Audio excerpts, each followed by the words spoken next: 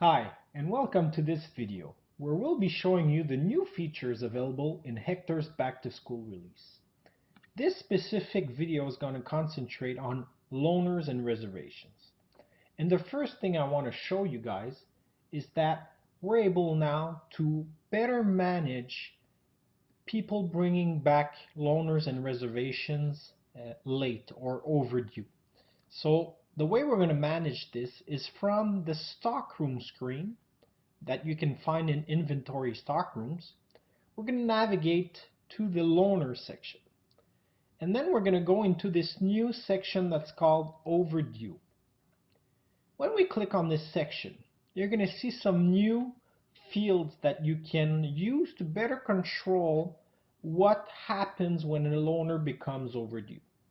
So the first field I want to show you guys is that there's a block user if overdue. So what's going to happen here is that a user is going to be automatically blocked from making future reservations the minute one of their loaners is overdue. And of course, you could choose to toggle this on and off, but it's something that's going to allow you to prevent future loaners or reservations from being made from that user if they didn't bring back some of the material that they had in their possession. The second thing that we can do is that we can suspend reservations for that user if they become overdue. So the idea here is that we have a user that has 5 reservations. One of them is overdue. Hector will automatically suspend the 4 others. So these reservations will not be able to be loaned out to the user.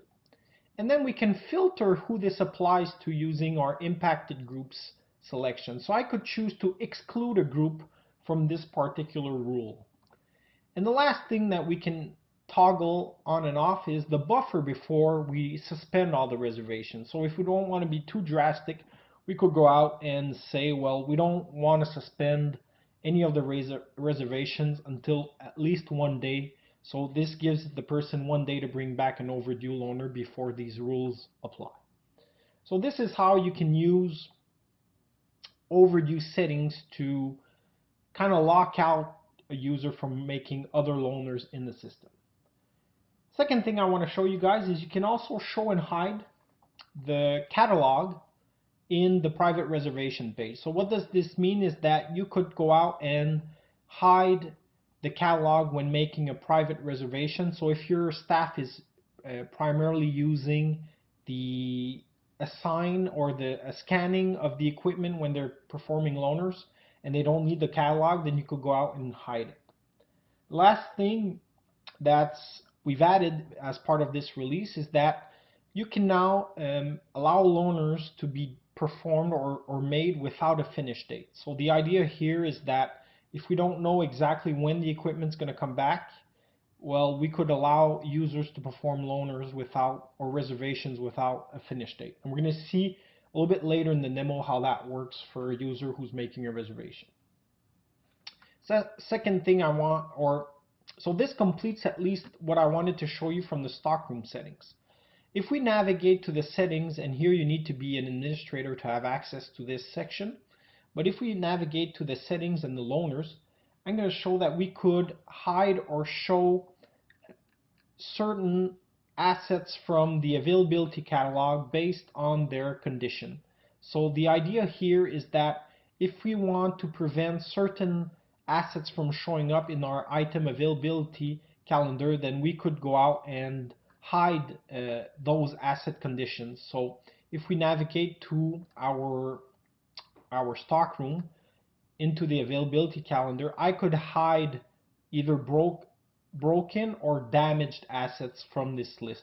So if I have 30 assets and 10 of them are damaged or broken, then I could have this change to make sure that we only see the 20 that are actually loanable, and the other will be taken care of the staff to either repair them and bring them back into working condition.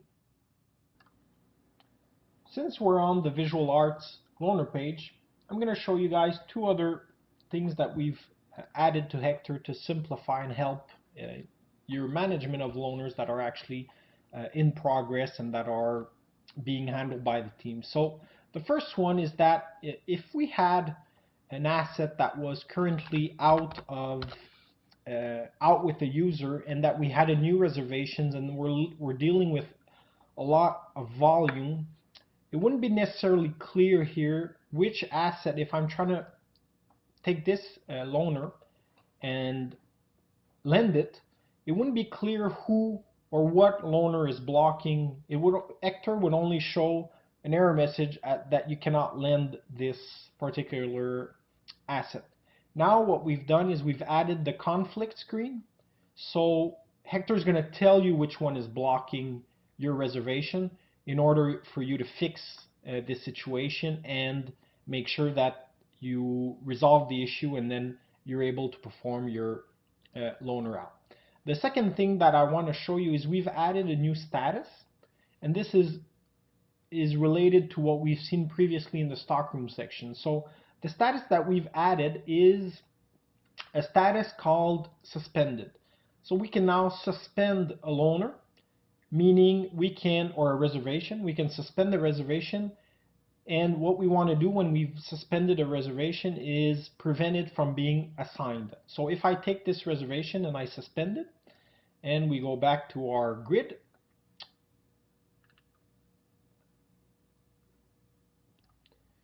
all right, so I've refreshed the screen and we can see that this loaner has been suspended. So I'm able to still do a few of the actions around this loaner, but I cannot lend it out, which is what we're trying to do with this suspended status. So we've seen two of the new features touching more the loaner management. The last thing that I want to show you guys is the new features that we've brought to the public reservation page. So we're going to be logging out as this admin and logging back as a user that doesn't have access to this particular loaner stockroom. Now that we've logged in as a regular user, we're going to head out to the public reservation catalog for that user to see some of the new features. First thing I want to show you guys is that we now have an open hours pop-up that's going to show the open hours for the stockroom throughout the week. We'll also see some closed days if there are any that are upcoming.